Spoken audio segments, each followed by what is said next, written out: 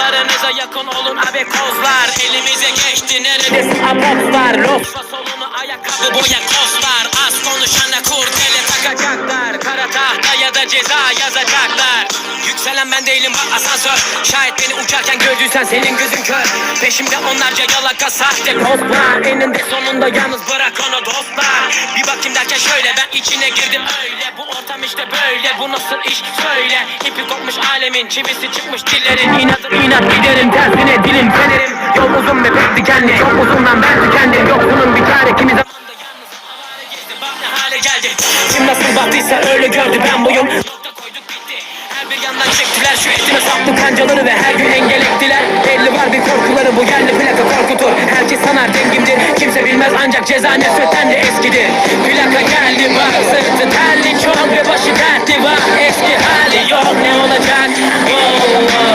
Yükselen bedeli bak kazanan duvarlar. Plaka geldi bak sırtı terli çok ve başı dertli var. Eski hali yok ne olacak?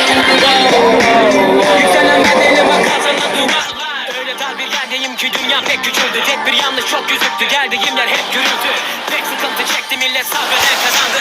Benimle raks edenlerin kaçında var yürek. Birçok çakal rapin önünde tek bilek. Birçok kanal taraflı yazdı gazeteler yalan ve çok samimi dostlarım var.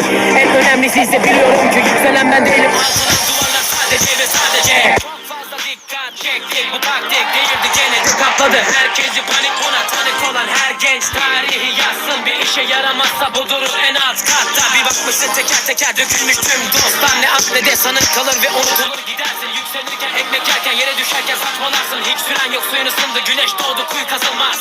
Plaka geldi bak sırtı terli çok ve başı dertli var. Eski hali yok ne olacak? Yükselen bedeli bak kazanan duvarlar. Plaka geldi bak sırtı terli çok ve başı dertli var. Eski hali yok ne olacak?